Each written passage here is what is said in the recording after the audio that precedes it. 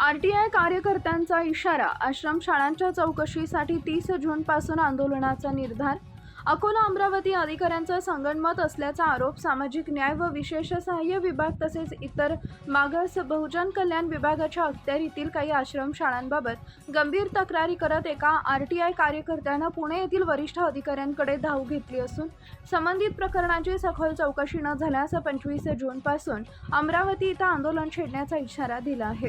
मिळालेल्या माहितीनुसार बार्शी टाकळी तालुक्यातील काही आश्रमशाळांबाबत माहितीच्या अधिकाराखाली विविध माहिती मागवण्यात आली होती. मात्र संबंधित विभागाच्या अकोला व अमरावती येथील कार्यालयांकडून अद्याप समाधानकारक माहिती अथवा पत्रव्यवहार प्राप्त झाला नसल्याचा आरोप आरटीआय कार्यकर्त्यांनी केला आहे. या संदर्भात पुणे येथील वरिष्ठ अधिकाऱ्यांकडे लेखी तक्रारी सादरही करण्यात आल्या.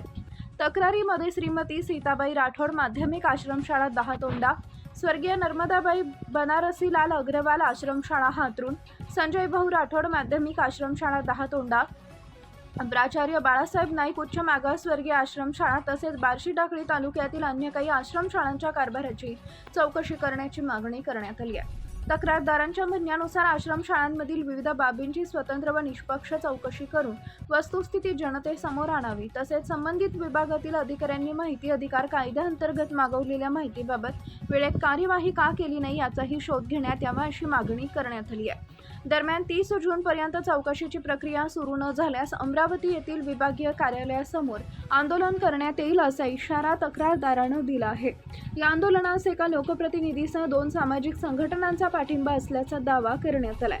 या संपूर्ण प्रकरणामुळे सामाजिक न्याय व इतर मागास बहुजन कल्याण विभागाच्या कार्यपद्धतीबाबत प्रश्नचिन्ह उपस्थित होत असून संबंधित आरोपांमध्ये कितपत तथ्य आहे हे चौकशीनंतरच स्पष्ट होणार आहे. यामुळे आता विभागीय व राज्यस्तरीय वरिष्ठ अधिकारी या तक्रारीची कितपत दखल घेतात याकडे आश्रमशाळा क्षेत्रासह सर्वसामान्यांचं लक्ष लागलंय. आश्रमशाळांमधील प्रवेश संख्या, विद्यार्थी उपस्थिती, शासकीय अनुदानाचा वापर, कर्मचारी नियुक्त्या, शैक्षणिक सुविधा आणि प्रशासकीय कामकाज यांची स्वतंत्र चौकशी करण्यात यावी अशी मागणी तक्रारदारांनी केली आहे.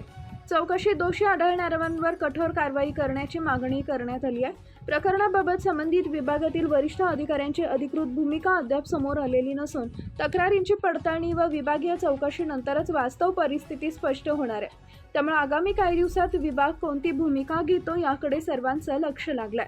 प्रदीप गावंडे, अकोला, जिल्हा प्रतिनिधी तथा कार्यकारी संपादक, धुमाकूळ, महाराष्ट्र न्यूज.